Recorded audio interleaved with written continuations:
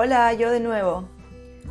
Justo estaba sorprendiéndome porque llevamos 11 episodios y lo que empecé a manera de mi propio salir del closet, por llamarlo de alguna manera, o sea, compartir lo que me sucedía y vencer mis miedos a ponerlo sobre la mesa. Cada semana, cuando no sé sobre qué voy a escribir, alguna idea se sienta en mi cabeza desde el lunes y ahí se queda rumiando. Y tengo claro que sobre eso es que debo hablar. Y primero ordeno mis ideas y hablo, y recién al final, según lo que haya dicho, le pongo el nombre. Totalmente al revés de cualquier planificación, pero así funciona, así sale y estoy bien. Y esta semana tengo todo el tiempo en la cabeza y de distintas formas el tema del ego. Y como mientras no tomemos conciencia de lo que es y todas las formas en que nos abruma, no lograremos salir del círculo vicioso. Así que la voy a desarrollar, no sé si en un episodio o en dos porque es bien largo.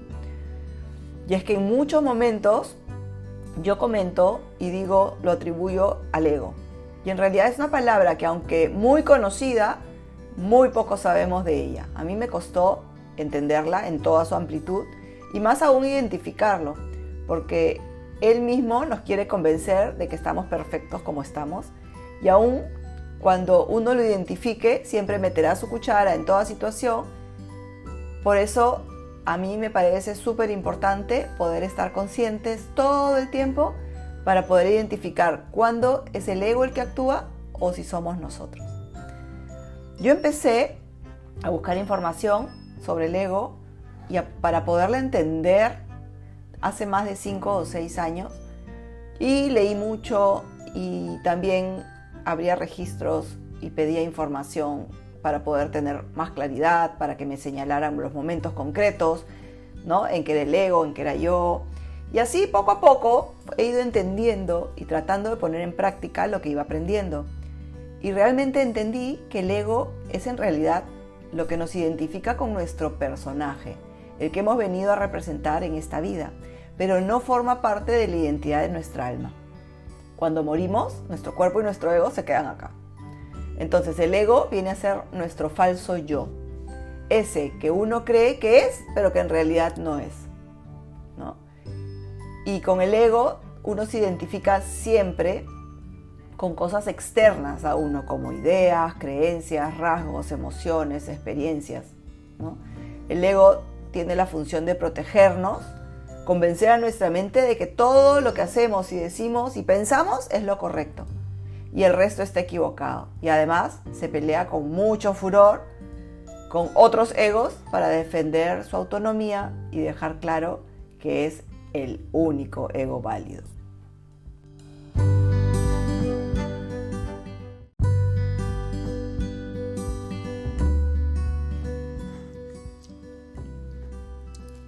A ver, nuestro amigo el ego nos mantiene en la zona de confort, porque ahí nos sentimos protegidos. Pero en realidad una persona con un gran ego no es más que una persona sumamente insegura. Entonces ahí lo que hay que entrar a trabajar es el origen de esa inseguridad. Pero mientras no tomemos conciencia por qué actuamos así o por qué no actuamos así, pues no nos damos cuenta que no somos nosotros, sino que es el ego protegiéndonos, ¿no? Y no trata de niños, sino no me refiero a personas inseguras siendo niños o adolescentes, sino a veces son personas muy importantes, muy involucradas en la sociedad y cuya inseguridad termina dañando a muchísimas personas. Entonces, yo creo que es algo importante a empezar a trabajar con cada uno y a ir enseñándoselo a los niños con miras a que cada vez las generaciones vayan siendo más transparentes, ¿no? Yo lo trato de trabajar todo el tiempo, no digo que sea una experta ni que no tenga un ego que interfiera, pero sí siento que en este recorrido he ido logrando identificarlo más rápido, no permitiendo que me genere discusiones o que me fastidie Entonces, poquito a poquito sí he ido sintiendo que voy tomando el control, ¿no? Pero De hecho, tengo un largo camino por delante igual que todos. Bueno, y regresando a... Siempre me voy por las tangentes. Regresando a que cuántas personas con esta inseguridad tan grande tienen influencia sobre las sociedades. Ahí a veces decimos, es su ego, porque creemos que el ego es eso, que nos hace sentirnos superiores, ¿no? Pero no solo es eso, el ego tiene que ver también con una autoestima baja, con creer que no somos capaces y con muchísimas cosas más. Vamos viendo. El ego es súper escurridizo y está escondido en donde menos pensaríamos que lo está. Desde que nacemos nos identificamos con muchísimas cosas, un nombre, una nacionalidad, una familia, y en la medida que crecemos se van añadiendo nuevas identificaciones, un colegio, un equipo de fútbol, una religión, un club, una asociación, grupos de amigos, ¿no? Y todo esto va determinando quiénes somos y cómo actuamos, y estamos convencidos que todo eso es intrínseco, o sea, que es una realidad que sale de nosotros. Pero en realidad no es así. El ego suele identificarse con construcciones externas a nosotros, pero que no son nosotros. Y ahí está encontrar ese espacio para poder mirar cada parte y decir, sí, pues esto viene de tal sitio y esto no lo elegí yo. Bueno, eso me encanta, no, esto no me encanta, ¿no? Y empezar a discernir sobre quién realmente somos o queremos ser. Por ejemplo, el ego está en las ideologías, en todas, llámese religiosa, política, ya de cualquier índole. Y cada uno piensa que su forma de creer o de pensar es la única correcta, por lo que si alguien piensa distinto, se encenderá una discusión de todas maneras, ¿no? Y cada uno va tomando más viada y la discusión va llevando a mayores. Pero en realidad nadie tiene la razón y el punto de vista de alguien no es mejor al de otra persona. Entonces vivimos pensando que tenemos que demostrar al otro que tenemos la razón, porque así dejamos claro que esa otra persona está equivocada y no nosotros. Porque si nosotros estamos equivocados y nos damos cuenta, entramos en una crisis y un conflicto que no podemos manejar, y de eso es que nuestro ego nos protege. Nunca podemos estar equivocados, porque entonces nuestro ego no lo va a soportar. Hemos ido creando esas máscaras, ¿no? Una tras otra, sin darnos cuenta que las respuestas más importantes están en el interior, y solo hay que mirar y ser sincero con uno mismo. También nos identificamos con las creencias que fueron sembradas en nosotros cuando éramos niños. Y esto nos ha pasado a todo, generación tras generación, porque a nuestros padres y a nuestros abuelos y bisabuelos también les fueron sembrando y así crecieron y así nos han transmitido sin ninguna mala intención y desde el amor, pero no dejan de ser creencias sembradas y no necesariamente realidades, ¿no? Y estamos convencidos de que son nuestras, pero ¿de dónde salieron? Y cuando abro registros, con frecuencia esas creencias sembradas por otros resultan actuar como creencias limitantes que nos bloquean en nuestro presente, porque no podemos soltarlas por la intensidad con la que se establecieron y el momento, ¿no? Y con la emoción. Entonces, soltar esas creencias limitantes son procesos muy, pero muy intensos y difíciles. Yo he experimentado algunos de esos procesos y me ha tomado muchos años y mucho sufrimiento y mucho mantenerme en quiero soltarlo, porque si no más fácil era decir ya no importa, sigo siendo igual, ¿no? Entonces, es bien intenso. Y eso nos desconecta de los demás, pero principalmente nos desconecta de nosotros mismos y de quién somos y de a qué hemos venido. ¿Cuántas decisiones importantes no tomamos condicionadas por esa falsa identidad? Y otra forma de ego es esa constante búsqueda de reconocimiento y aprobación. Y cuando me refiero a cuántas decisiones importantes no tomamos, Me refiero a lo que quiero dedicar mi vida, en lo que quiero trabajar, en la persona con la que quiero compartir mi vida, y tantas cosas, la forma en que quiero criar a mis hijos, dónde está mi felicidad, qué es lo que yo quiero lograr, ¿no? Son cosas en las que a veces ni nos detenemos porque desde la zona de confort y desde lo que pasa por encimita es más simple. Y bueno, y ya viendo el ego como esa constante búsqueda de reconocimiento y aprobación, como si la aprobación ajena fuera lo que nutre nuestro valor, ¿no? Como que necesitamos esos aplausos, esas palmaditas en la espalda para sentirnos valiosos. Entonces, esas personas a quienes les gusta que los soborneen y les repitan lo bien que lo hacen, en realidad, ¿qué están necesitando? Y no solo son unas pocas personas, somos muchas personas. Yo sí, la verdad que recién a esta edad puedo decir que ya no lo necesito, pero sí, durante mucho tiempo lo he necesitado y ha sido parte de mí. Y ha sido también un trabajo tomar conciencia de que no lo necesito, ¿no? Reconocimiento externo, porque lo necesitamos muchos, porque solos no nos convencemos, porque no nos creemos capaces de, porque nuestra autoestima está baja, porque como yo no valgo o lo que hago no es gran cosa, ¿no? Durante nuestra niñez y adolescencia somos muy inmaduros para tener un criterio propio y damos por hecho las etiquetas que nos describen, que definen quiénes somos y cómo debemos ser para encajar, ¿no? A veces somos de una forma y en nuestra familia hay creencias que no van con nosotros, que nos hacen sentir mal. Sin embargo, sentimos que nosotros estamos fallando porque no encajamos. Y en realidad somos más sinceros a pesar del sufrimiento cuando decidimos marcar una distancia. Y de verdad yo aplaudo a los valientes que lo hacen. Lo he visto de cerca. Y aunque en el momento para la familia puede ser doloroso, solo rescato la valentía de esa persona, ¿no? Porque se pone como prioridad y eso es lo que todos deberíamos hacer. Porque con esa información que viene del exterior es como se va formando nuestro ego, esa que viene desde que somos chicos. Y es ahí cuando nos perdemos de nosotros mismos y no estamos seguros de qué nos gusta, cuáles son nuestros verdaderos valores o qué nos hace felices.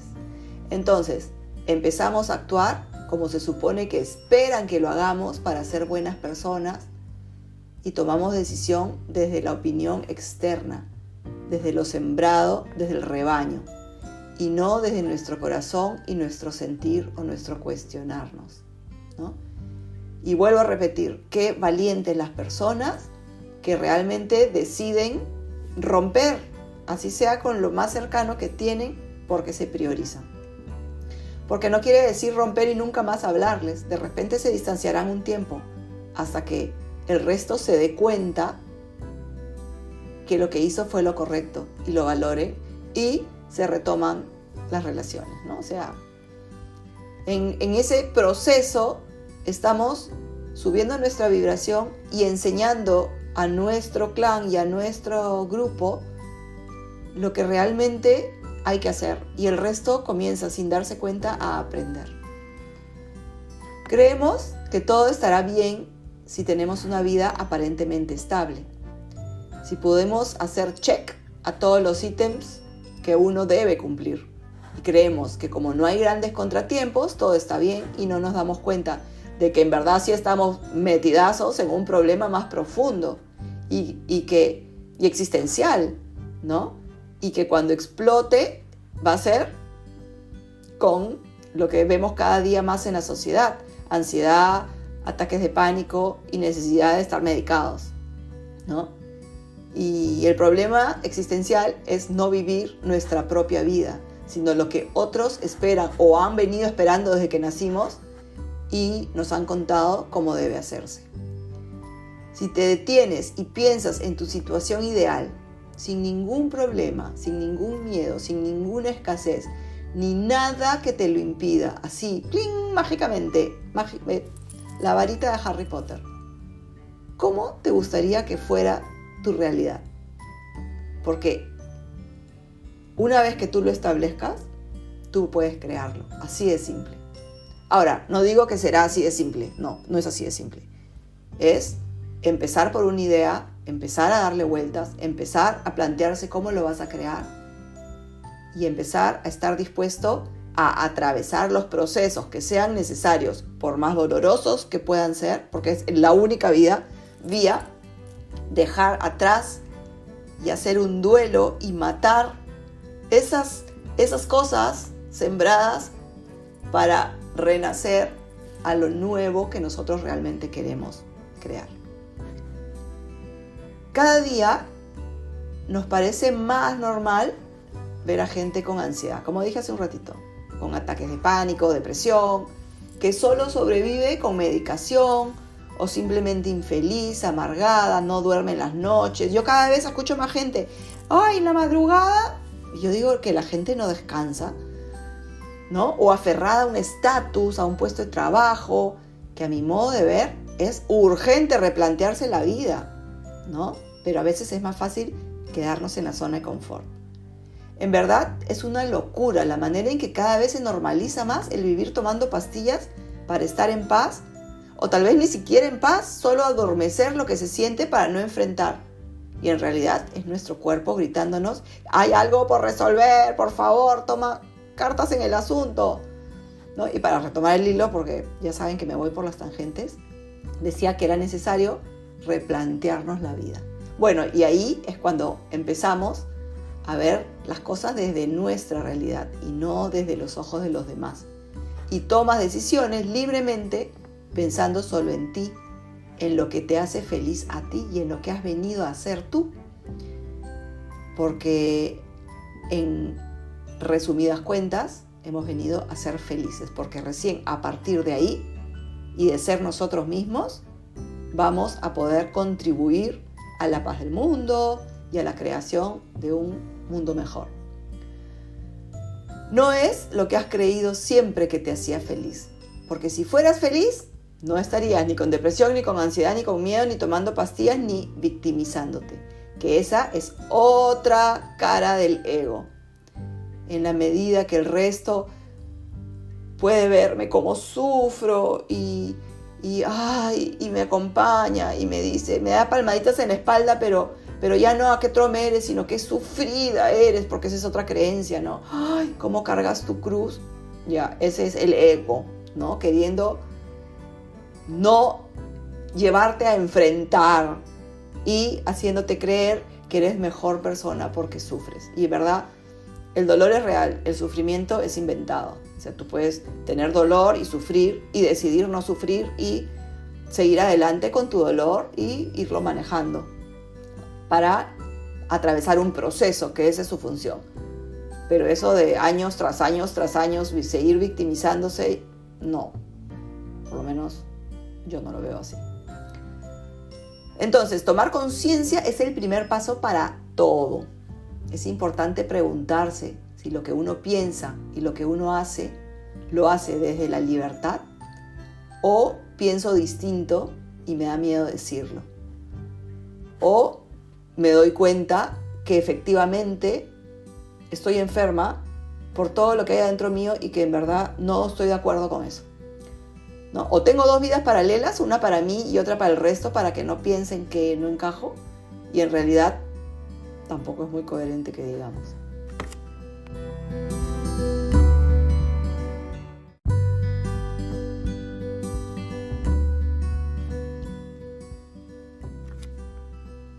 Como el ego necesita ese reconocimiento de los demás, y es a partir de ahí que determina su valor, nos hace vivir la vida que los demás esperan que vivamos, pero no la nuestra, aunque lo sintamos así porque somos el personaje. El ego vive muy cómodo en nuestra zona de confort y desde ahí actúa desde el miedo y el control, porque le da miedo desaparecer, porque ya no sería nadie y no valdría nada. Está cómodo con lo que conoce y entiende, pero en realidad es una falsa seguridad. No nos damos cuenta que nos hace daño, nos da miedo salir y perder el control. Y esto nos dificulta el crecimiento personal. Hemos venido a descubrir quiénes somos realmente.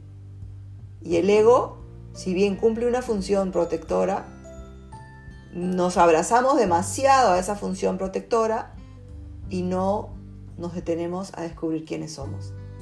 Porque si cuestionamos eso en lo que se ha creído siempre, es cuestionarnos quiénes somos, y da miedo, porque lo más probable es que signifique entrar en un proceso de entender, aceptar y sanar.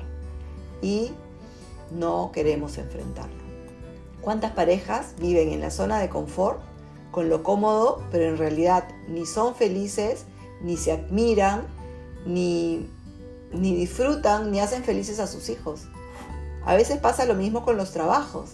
Nos cuesta cambiar o reinventarnos y aguantamos porque es algo seguro, porque creemos que no vamos a encontrar otra cosa, por miedo, y priorizamos ese miedo de futuro y nos identificamos con lo que tenemos y le ponemos más valor a eso que si realmente somos felices haciendo lo que hacemos.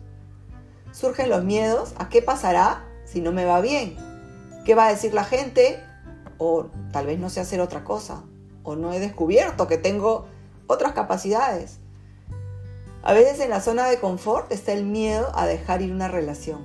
Y uno se aferra a alguien que no te hace feliz o que te resulta tóxica o que te ningunea y te hace sentir muy mal. Y como es conocido, solo buscas en esa persona que algún día te dirá algo agradable para ser feliz y nos aguantamos porque creemos que es lo seguro. Y no necesariamente es una relación de pareja. Puede ser una relación de amistad, relación familiar, y que uno aguanta porque es lo que hay que hacer. En realidad no tiene que ver con la persona en sí, sino con el miedo a terminar una relación. Y cuando alguien te deja, siempre vamos a ver a esa persona como una persona insensible, un o una desgraciado, o si te alejaste de algún grupo familiar porque no encajabas, te van a ver como la oveja negra, el descarriado, ¿no? Y todos tratan de encontrar culpables fuera y no miran adentro, ¿no? Y estamos convencidos de que de esa manera nos sentimos mejor. Y si somos varios que pensamos igual, entonces pensamos que la persona que se distancia es la que está equivocada, ¿no? Y a veces la persona que se distancia es la única valiente que decide enfrentar. El ego intenta protegernos siempre de la incertidumbre para seguir teniendo el control y sentirse seguro. Pero cuando tengas que tomar una decisión, evalúa si alguna de ellas viene del miedo y no dejes que el ego decida por ti. Piensa en cómo ha sido el resultado cada vez que has decidido en alguna ocasión enfrentar tu miedo. Hay mucha incertidumbre, sí, en el momento, pero por lo general los resultados siempre han sido positivos. Por lo menos a mí me pasa que me muero de miedo, como con este podcast, me moría de miedo. Me ha tomado años decidirme a decir que podía canalizar y que había tenido contactos con seres de otros lugares. Ya, sí. Y ahora no sé qué piensa el resto de mí, pero en verdad yo estoy tranquilísima, muy feliz y sigo adelante, ¿no? Entonces, los miedos hay que enfrentarlos. Miedo a qué me va a decir, miedo a que no me va a querer. El ego es también el eterno juez. Una de sus facetas más potentes es creer que siempre tiene la razón, que es mejor o peor, bueno o malo. En realidad todo es relativo y depende de la mirada de cada uno. Es esa dualidad en la que solemos movernos y que las cosas no pueden ser neutras y que en realidad neutras es como deben ser. Y nos vamos a los extremos. Ningún juicio o opinión es la realidad o verdad absoluta y cada uno tiene libre albedrío. Siempre que se entre en una discusión, por más tonta que sea, siempre los contrincantes buscan a toda costa defender su punto y cuando se gana se siente tranquilo, porque entonces no se le ha movido el piso y sigue su zona de confort. Y además, si es una discusión de pareja, que por lo general es por las tonterías más grandes, si hiciste o no hiciste, y el otro le corresponde pedirme disculpas, entonces reafirmo que yo estoy bien, ¿no? Y tanta importante es esa en realidad, ¿no? Más importante que la relación en sí y el amor y el cariño, o sea, ¿no? Pero cuando podemos identificar en una discusión, uno de los dos identifica, ajá, acá hay una lucha de nuestros egos, eso es lo que yo realmente quiero. Ya pues, si cree que él es feliz teniendo la razón, ahí lo voy a dejar, ya, realmente me hace mejor o peor. Y la discusión termina por arte de magia. Y cuando asumimos esa forma de ver las cosas, en que yo no voy a entrar a convencer a nadie de como yo pienso, ¿no? ¿Qué me importa? O sea, entonces se acaban las discusiones, se vive en paz, ¿no? Pero las creencias son propias y no son ni más ni menos importantes o fuertes que las de alguien más que piensa lo contrario. El ego es el que nos dice, tanto tienes, tanto vales. Pero en realidad no eres lo que tienes, ni vales según tengas. Es más, cuanto más cosas tienes, menos libre eres. Y de acá vamos a la competencia de quién gana es mejor. Y al quererte proteger, vas por el camino de que no puedes equivocar porque serías un error o un fracaso. Y todo eso es el ego. Desde siempre tendemos a ver los errores como fracasos y no como aprendizajes. Y empieza desde pequeños. ¿Y por qué no sacaste la mejor nota? ¿Y por qué no hiciste, qué sé yo, me equivoqué? Pero a ver, te equivocaste. ¿Aprendiste? Si alguno de mis hijos me escucha, seguro esto les va a sonar familiar. ¿Aprendiste? Entonces ya valió la pena tu fracaso. Así de simple, ¿no? Con frecuencia me he encontrado con personas que creen en su forma de hacer las cosas es la mejor y la única opción, obvio, ¿no? Pero hasta como se corta una cebolla, no, así nunca, yo lo hago así. Y yo digo, no da igual se va a cocinar y a comer, no le da lo mismo como yo lo haga, o sea, igual va a quedar rico. Entonces, eso nos lleva a ese perfeccionismo y esa autoexigencia de que yo tengo que demostrar que como yo lo hago es la forma. Dios mío, qué abrumador, ¿no? Y se alienta en el otro esa sensación de que tú fracasaste porque yo lo hago perfecto y para demostrar cada vez lo tengo que hacer más perfecto. ¡Hala! Ya me agoté. Creemos que valemos por lo que hacemos y cómo lo hacemos, pero en realidad la valía no está en lo que hacemos, sino en quiénes somos. Y esa necesidad de demostrarlo es donde empieza este círculo de autoexigencia. Y es nuestro ego. Para el ego nunca nada es suficiente y postergamos nuestra felicidad hasta que llegue tal o cual cosa sin darnos cuenta que la felicidad realmente está dentro. Cuando te contactas con tu ser, puedes vivir en neutro, todo el tiempo tienes paz, te acuestas tranquilo, disfrutas cada momentito, cada cosita, por más tontita que parezca. El ego está en el perfeccionista. Bueno, en realidad es bastante subjetivo. ¿Quién es perfecto y quién no? A veces no se siente perfeccionista y tú dices, Dios mío, qué adefesio hace. Pero es una causa más de ansiedad, de frustración, nos desmotiva, nos quita la alegría. Más competencia o dejar de hacer lo que te gusta por miedo a que no salga perfecto y sentir que se fracasa. Pierde tu equipo de fútbol y tú sientes que fracasaste, ¿no? Alguien habla mal de tu país y tú sientes que fracasaste y sales pero con todas, no, porque mi equipo de fútbol, porque mi país, porque en realidad es tan importante, o sea, eso soy yo, ¿no? O tardas mucho o nunca compartes lo que crees porque nunca es perfecto para ti. Y tienes algo valiosísimo, no tiene que ser perfecto, pero basta con que lo compartas y que le pueda servir a otro. Entonces, siempre van a aparecer los que critiquen, porque tú hagas algo que no está perfecto, pero tienes la intención de compartir, y ahí se encienden los egos. Como son observadores y están en su zona de confort y no son capaces de construir y compartir, entonces, no, No, ni hablar. Tenemos que tumbárnoslo y criticarlo y decirlo la estupidez que hace, porque si no mi ego se va a sentir menos, ¿no? Y cuando yo me convenzo, y si nos convencemos en grupo mejor, de lo que alguien hace es una estupidez, nos ayuda a nosotros a estar en paz con nosotros mismos, porque ya somos un grupo que pensamos igual, ¿no? Entonces, detrás está escondida siempre esa necesidad de reconocimiento, sea propia o ajena, ¿no? Y la tristeza, acá vamos a otra mirada del ego. La tristeza y la ansiedad también son miembros del mismo club. El ego vive en el pasado o en el futuro. Tristeza pasado, ansiedad futuro. Y ninguno de los dos existen. Así que vivimos en situaciones que no existen. El ego se ha ido construyendo en el pasado y se intenta a toda costa mantenerlo vivo. Y por eso miramos el presente con ojos de pasado. Y ahí es que viene la tristeza, el rencor, el odio, la frustración, la culpa.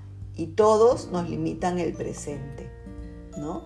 Ahí empezamos a rumiar porque una vez mi mamá me dijo, o él que me dejó hace 20 años y me acuerdo, ¡hola!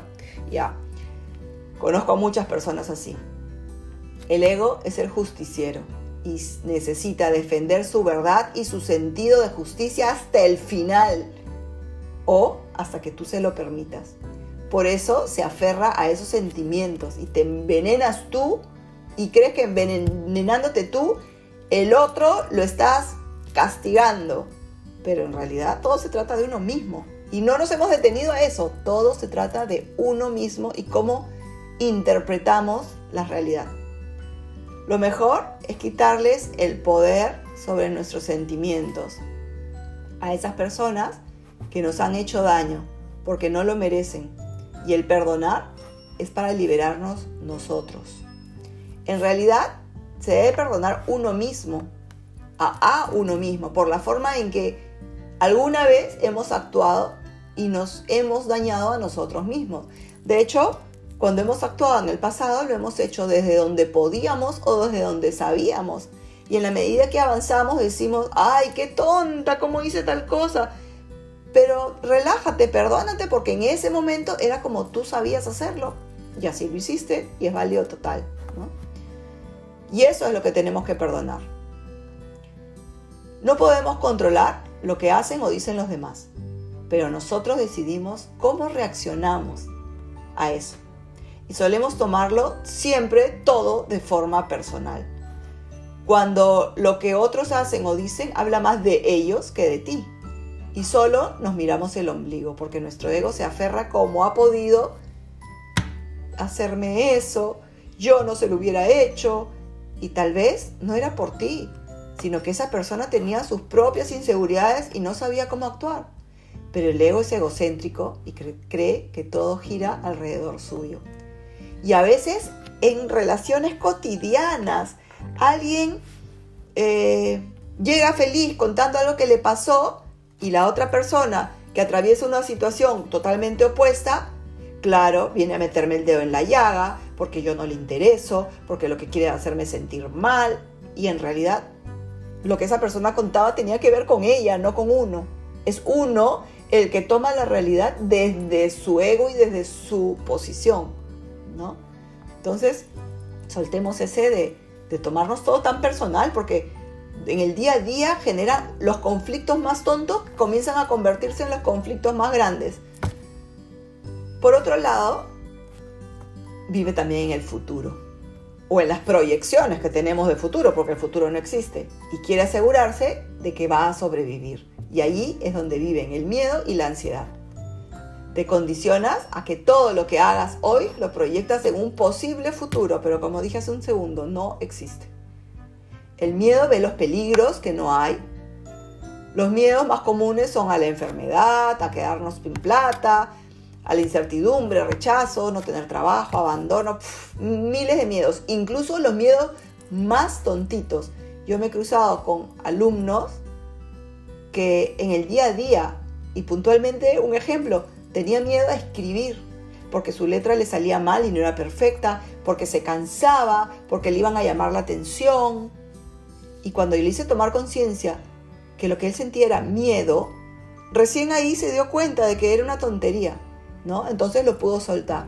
Pero entonces ese miedo a futuro está no solo en cosas macro, sino en cosas micro del día a día, que las vamos juntando y termina siendo macro. Pero los miedos son hipotéticos y están en nuestra cabeza. Y eso que imaginas es lo que creas. Y muchos miedos vienen de la crianza y de lo que nos han metido que tenemos que lograr porque si no, no somos nada. Los pensamientos negativos nos invaden y crean escenarios que no son y que interpretamos como realidades que nos hacen sufrir. Lo sentimos como si estuviera pasando realmente. Y el único momento real es el presente. Y es del que no debemos desconectarnos, sino más bien disfrutar el ahora. Hacer cosas desde el corazón, si no dejamos de apreciar, de sorprendernos, de agradecer y dejamos de ser. Y aquí me quedo, porque como les dije, ese tema es muy amplio, así que lo voy a retomar en la cantidad de semanas que necesitemos. Siempre trato no alargarme mucho, porque a veces resultan tediosos los podcasts muy largos. Nos vemos.